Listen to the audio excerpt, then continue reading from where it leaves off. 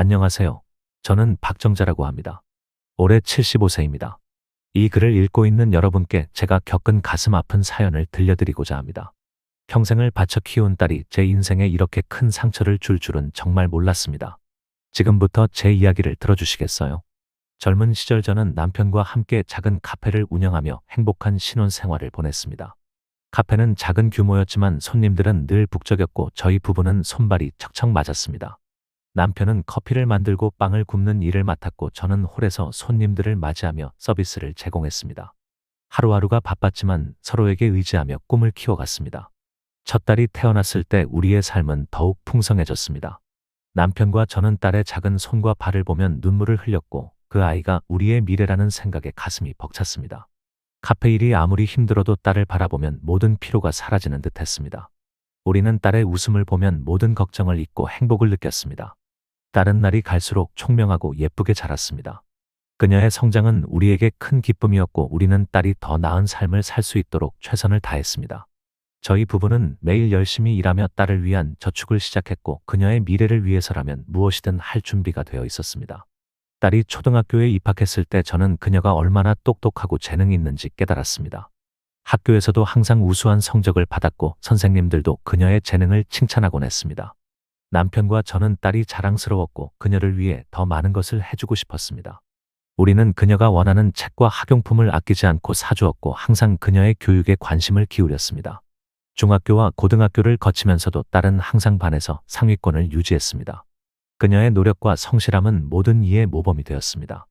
남편과 저는 딸이 좋은 대학에 진학할 수 있도록 밤낮으로 일하며 그녀의 교육비를 마련했습니다.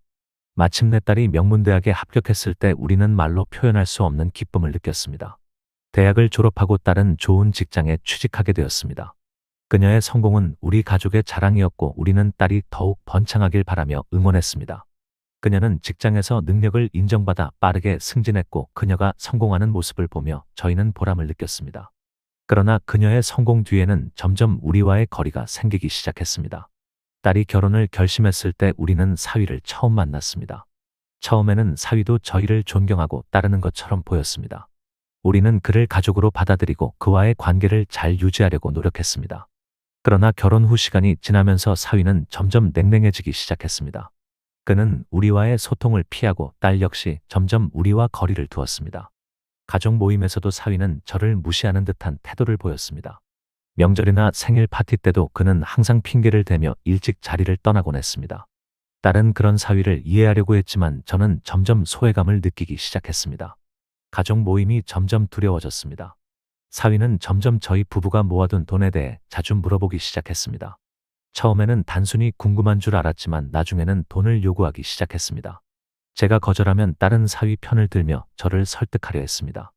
우리의 평화로운 삶은 점점 어긋나기 시작했고 저는 불안과 걱정 속에서 하루하루를 보냈습니다. 저는 가족 모임을 늘 기다리곤 했습니다. 딸과 사위, 손자들까지 모두 한자리에 모여 웃고 떠드는 모습을 보면 그나마 삶의 위안을 느낄 수 있었습니다.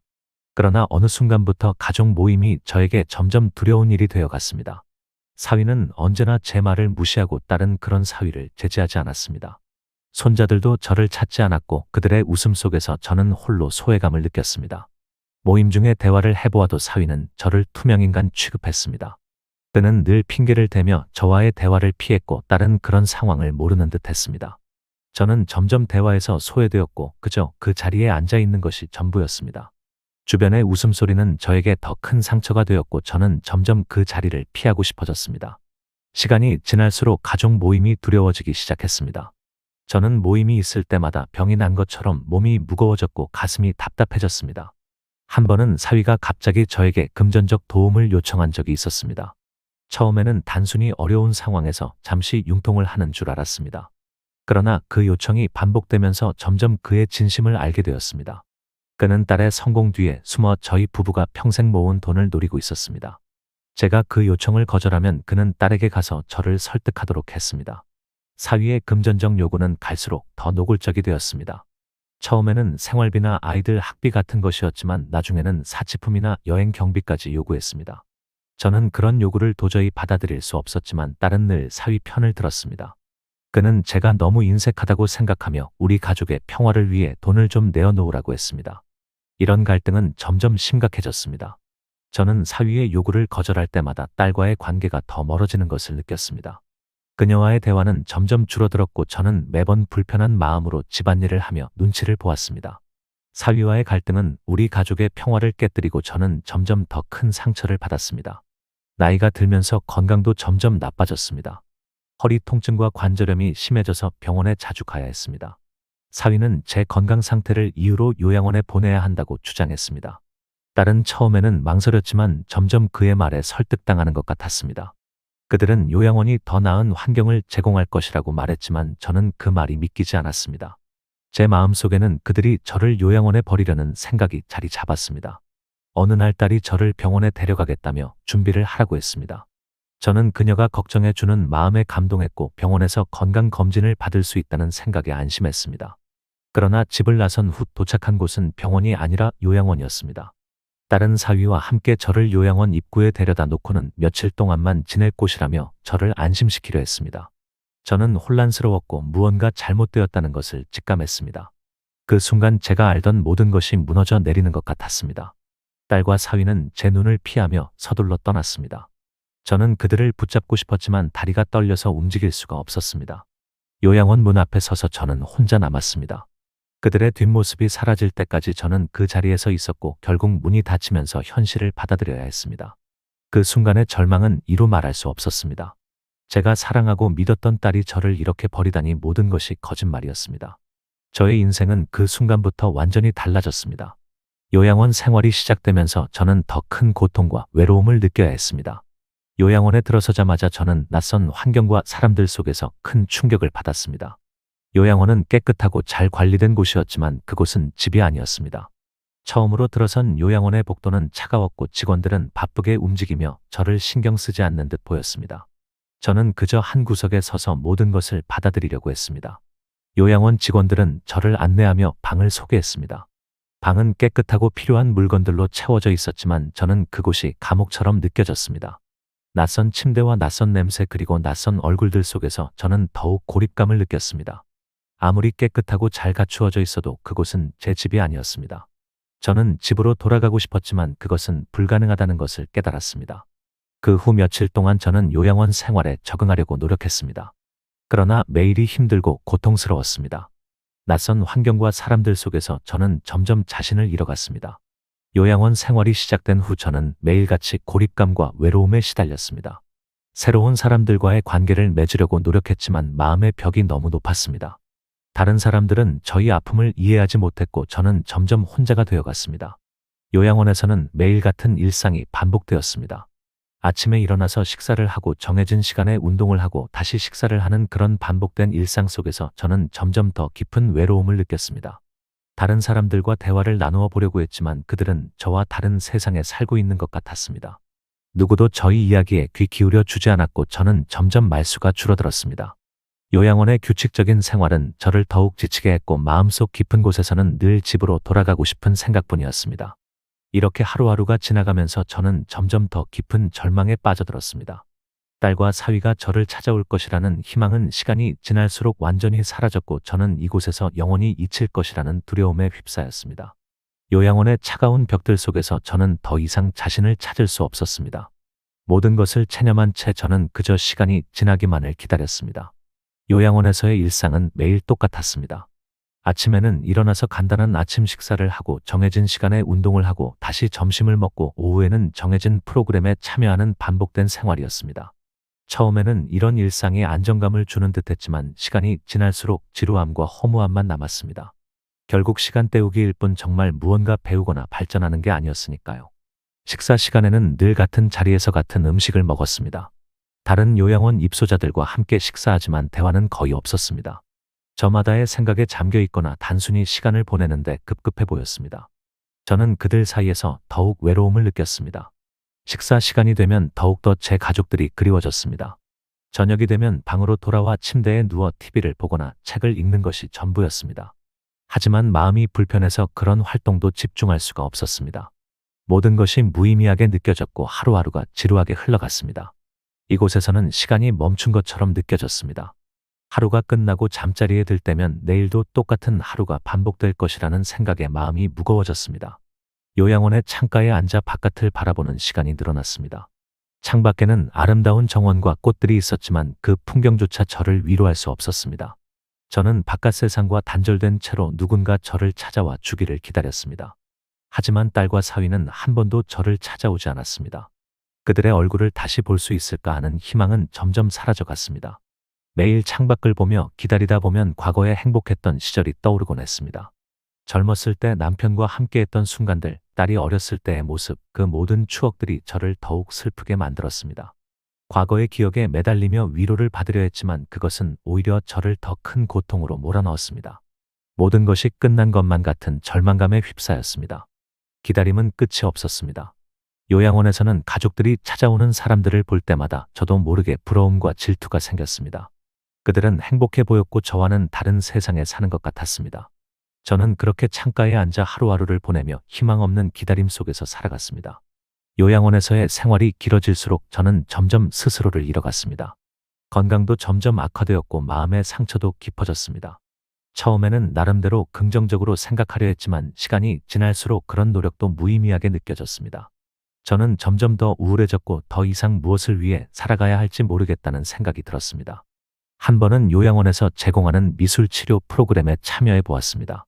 하지만 그곳에서도 저는 마음을 열 수가 없었습니다. 사회에서 미술치료를 받아보지 못해 정확하게 비교할 수는 없지만 요양원에 방문한 미술치료 선생님은 심드렁해 보였고 그저 시간이 빨리 지나가 퇴근하기만을 바라는 사람으로 보였습니다. 미술치료에 참여하는 대부분의 노인들은 정말 치료를 원하기보다는 그저 그림을 그리며 시간을 때우기 위함이었고 아무도 나를 이해하지 못했습니다. 결국 저는 다른 사람들과 어울리는 것이 불편해졌고 아무리 노력해도 즐거움을 찾을 수 없었습니다. 그저 시간을 때우기 위한 활동에 불과했습니다. 점점 더 깊은 고립감과 외로움에 빠져들었습니다. 스스로를 잃어가는 과정은 너무나 고통스러웠습니다. 제가 누구였는지, 무엇을 위해 살아왔는지 모두 잊혀져 가는 것 같았습니다. 지난 삶이 모두 아무런 의미가 없어지는 것 같았습니다. 요양원 생활 속에서 저는 더 이상 제가 아닌 것 같았습니다. 모든 것을 체념한 채 그저 시간이 지나가길 기다리며 살아가는 것뿐이었습니다.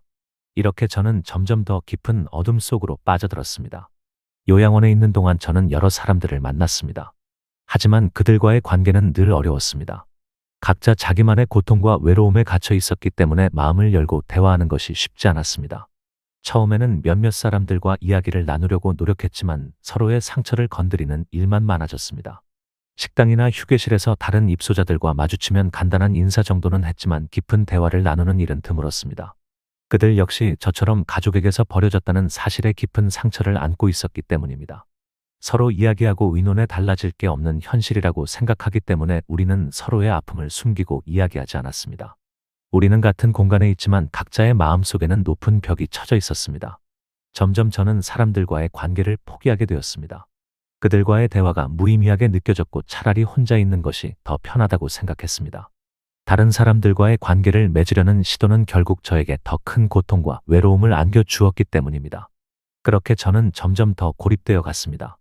요양원 생활이 길어질수록 저는 과거의 추억에 매달리게 되었습니다. 방 한 구석에 앉아 사진을 꺼내보며 젊은 시절의 사진들을 바라보며 시간 여행을 떠나곤 했습니다. 사진 속에는 웃고 있는 가족의 모습이 담겨 있었고 그 순간들이 저에게는 너무나도 소중한 기억이었습니다. 남편과 함께했던 행복한 순간들, 딸이 어렸을 때의 귀여운 모습, 가족이 함께했던 여행 사진들. 그 모든 추억들이 저를 일시적으로 위로해 주었지만 동시에 더 큰 외로움을 느끼게 만들었습니다. 과거는 이미 지나가 버렸고 다시는 돌아올 수 없다는 사실이 저를 더욱 슬프게 했습니다. 저는 사진 속에 담긴 행복했던 순간들을 떠올리며 눈물을 흘리곤 했습니다. 그 시절이 그리웠고 다시 돌아갈 수만 있다면 무엇이든 할 것 같았습니다. 하지만 현실은 냉정했습니다. 이제는 과거의 추억에 매달리는 것 외에는 저에게 위로가 되는 것이 없었습니다. 요양원에서 지내면서 저는 매일같이 간호사와 돌봄 직원들의 방문을 받았습니다. 그들은 늘 친절하고 따뜻하게 대하려 노력했지만 저는 그들의 진심을 믿기 어려웠습니다. 그들은 그저 자신의 일을 할 뿐 제 아픔을 이해하려고 하지 않았습니다.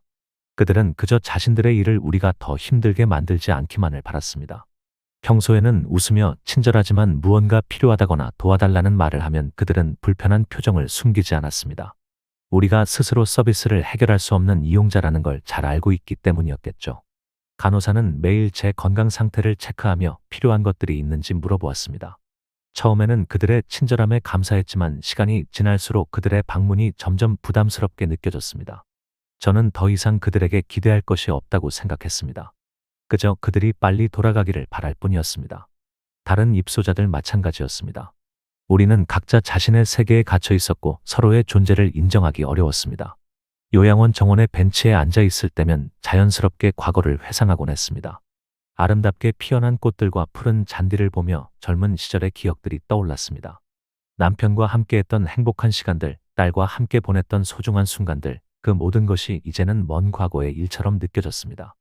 남편과 함께 손을 잡고 공원을 거닐던 기억, 딸이 첫걸음을 뗐을 때의 기쁨, 가족 여행에서의 즐거웠던 순간들, 그 모든 기억들이 저를 잠시나마 위로해 주었지만 동시에 더 큰 고통을 안겨주었습니다.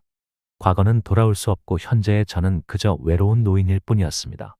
벤치에 앉아 있는 동안 저는 그저 시간을 때우는 것에 불과했습니다. 과거의 기억에 매달려 위안을 얻으려 했지만 그것은 오히려 저를 더 큰 절망으로 이끌었습니다. 그리운 사람들은 모두 떠나갔고 저는 홀로 남아 그들을 그리워할 수밖에 없었습니다. 저녁이 되면 저는 방으로 돌아와 침대에 누워 하루를 되돌아보았습니다. 그러나 대부분의 시간은 무의미하게 흘러갔고 특별한 일이 없었습니다. 침대에 누워 창밖을 바라보면 저 멀리 보이는 도시의 불빛들이 저를 더욱 고독하게 만들었습니다. 여기까지 들으셨다면 계속 같은 이야기의 반복이 아닌가 생각하실 겁니다. 그만큼이나 요양원에서의 몇 년이란 시간은 그저 똑같은 시간 때우기에 불과했습니다. 살 날이 얼마 남지 않은 노인들을 모아두고 시간을 보내 생을 마감시키고 모든 것을 체념한 저는 더 이상 아무 기대도 하지 않았습니다. 그저 시간이 지나가기만을 바랐습니다. 요양원 생활이 길어지면서 저는 나름대로 스스로를 지키려는 노력을 했습니다. 저는 남은 자존심을 잃지 않으려고 했습니다. 매일 아침 일어나서 단정하게 옷을 입고 머리를 빗으며 하루를 준비했습니다. 이 작은 행동들이 제 자신을 지키는 마지막 방법이라고 생각했습니다. 요양원의 일과 속에서도 저는 다른 사람들에게 약한 모습을 보이지 않으려고 노력했습니다. 힘들고 지치는 순간에도 항상 웃음을 잃지 않으려 했습니다. 주변 사람들에게는 강한 모습만을 보여주고 싶었기 때문입니다. 그러나 혼자 있을 때는 마음속 깊은 곳에서 우울함과 외로움이 밀려왔습니다. 방 안에서 혼자 있을 때는 가족 사진을 보며 힘을 얻으려 했습니다. 그 사진 속에는 제가 사랑하는 사람들과의 행복한 순간들이 담겨 있었습니다. 그 순간들만이 저에게 위로가 되었습니다. 비록 그들이 지금 제 곁에 없더라도 그 기억들 속에서 저는 잠시나마 힘을 얻을 수 있었습니다. 그러나 시간이 지날수록 저는 점점 자존심마저 무너지는 순간을 맞이하게 되었습니다. 요양원의 생활은 제게 너무도 큰 부담이었고 점점 더 지쳐갔습니다. 간호사들이 방문할 때마다 저는 점점 더 무기력해졌고 지탱하려 애쓰던 모습도 사라져갔습니다. 한 번은 몸이 너무 아파 침대에서 일어나기 힘들었을 때 간호사의 도움을 받아야만 했습니다. 그 순간 저는 제 자존심이 완전히 무너지는 것을 느꼈습니다. 제가 이렇게 무기력하게 변해버린 사실이 너무나도 슬펐습니다. 저는 더 이상 스스로를 지킬 수 없는 상황에 놓였습니다. 그 이후로 저는 모든 것에 대해 체념하게 되었습니다. 남은 자존심마저 무너진 채로 저는 그저 요양원의 일과에 맞춰 살아갔습니다. 이제는 무엇을 위해 노력해야 할지조차 모르겠습니다. 모든 것이 무의미하게 느껴졌습니다. 자존심을 지키기 위해 애썼던 그 모든 순간들이 이제는 저를 더 아프게 할 뿐이었습니다. 저는 이제 남은 삶에 대한 회의만이 남았습니다. 더 이상 무엇을 위해 살아가야 할지 모르겠고 모든 것이 끝난 것만 같습니다. 요양원에서의 생활은 저를 점점 더 피폐하게 만들었고 저는 스스로를 잃어갔습니다. 이제는 그저 시간이 흘러가기를 기다리는 것 외에는 아무것도 할 수 없다는 사실이 너무나도 절망적이었습니다. 요양원의 공용 공간에서 다른 입소자들과 함께 앉아 있을 때 저는 그들의 얼굴을 보며 우리의 미래를 생각했습니다. 그들 역시 저와 같은 고통과 외로움을 느끼고 있었고 우리 모두는 그저 시간이 지나가기를 기다리는 것 외에는 아무것도 할 수 없었습니다. 이곳에서의 삶은 더 이상 희망이 없었습니다. 밤이 되면 저는 침대에 누워 창밖을 바라보며 생각에 잠겼습니다. 이제는 더 이상 과거의 기억조차 저에게 위로가 되지 않았습니다. 모든 것이 끝나버린 지금 남은 것은 그저 회의와 절망뿐이었습니다. 저는 그렇게 하루하루를 보내며 모든 것을 체념한 채로 살아갔습니다. 어느 날 저는 방 안에서 누워 창밖을 바라보며 문득 모든 것이 끝났다는 생각이 들었습니다. 더 이상 아무것도 남지 않았다는 사실을 깨달았을 때 저는 그저 조용히 눈을 감고 싶어졌습니다. 이제는 무엇을 위해 살아가야 할지 모르겠고 그저 시간이 흘러가기를 바랄 뿐이었습니다. 밤이 되면 침대에 누워 조용히 잠들기를 기다렸습니다. 그러나 잠은 쉽게 오지 않았고 머릿속에는 여러 가지 생각들이 떠다녔습니다. 과거의 기억들, 현재의 외로움, 그리고 미래에 대한 두려움. 그런 생각들 속에서 저는 점점 더 깊은 체념 속으로 빠져들었습니다. 마침내 저는 모든 것을 체념하고 조용히 마침표를 찍으려 합니다. 이제는 더 이상 아무것도 기대하지 않으며 그저 조용히 시간을 보내고 싶습니다. 제 이야기를 들어주셔서 감사합니다.